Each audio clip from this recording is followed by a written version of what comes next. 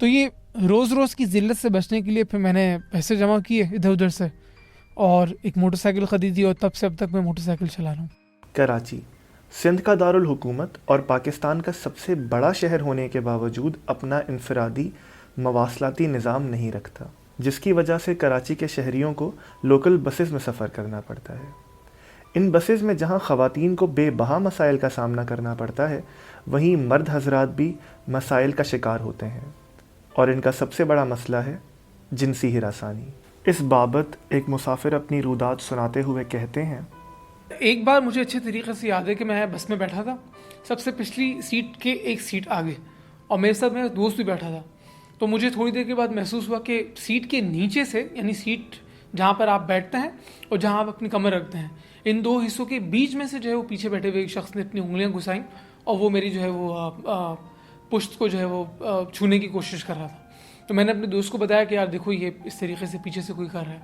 تو اس نے چاہا کہ ہم اس کو کنفرنٹ کریں اور اسے سنائیں، لیکن پھر میں نے سوچا کہ ساری بس بھری ہوئی تماشا ہوگا. دوسری مصیبت اس طریقے کے معاملات میں یہ بھی ہوتی ہے کہ آپ اگر آواز اٹھائیں نا، تو اب میں چونکہ اس بس میں باقاعدگی سے سفر کرتا تھا اور لوگ بھی میرے ساتھ دوسرے جو ہے وہ اکثر باقاعدگی سے سفر کرتے تھے، تو پھر آپ کے بارے میں لوگوں کو شکوک و شبہات پیدا ہو جاتے ہیں کہ یہ ساری بس میں سے جو ہے وہ اس کو ہی کیوں منتخب کیا گیا ادھر ادھر چھونے کے لیے.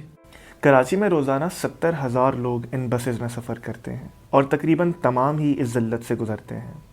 ایک اور مسافر اپنی کہانی سناتے ہوئے کہتے ہیں، بس چلنا شروع ہوئی ہے، اس کے بعد ایک صاحب پیچھے میرے کھڑے ہوئے تھے، تو اب مجھے محسوس ہوا کہ پیچھے سے کسی نے مجھے ہاتھ لگایا یا ٹچ کیا.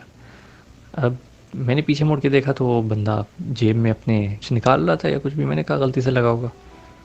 تو یہ چیز بار بار ریپیٹ ہونے لگی. میں نے نوٹس کیا کہ یہ انٹینشنلی جو ہے مجھے ہاتھ لگایا جا رہا ہے.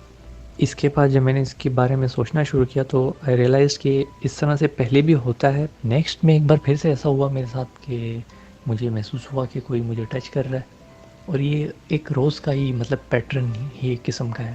یہ ایک بڑی وجہ تھی جس کی وجہ سے میں نے بس یوز کرنا چھوڑ دیا.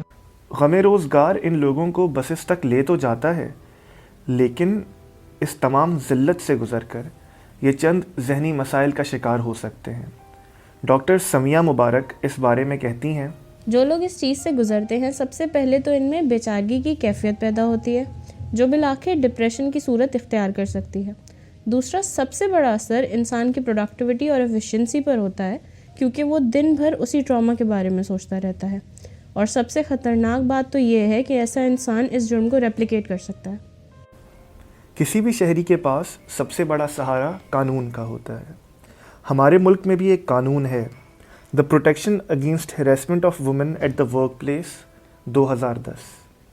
مگر اس قانون کی سب سے بڑی خرابی یہ ہے کہ یہ صرف خواتین کے مسائل پر توجہ دیتا ہے، اور یہ صرف انہی حادثات سے نپٹنے کے لیے ہے کہ جو جائے ملازمت پر پیش آئیں.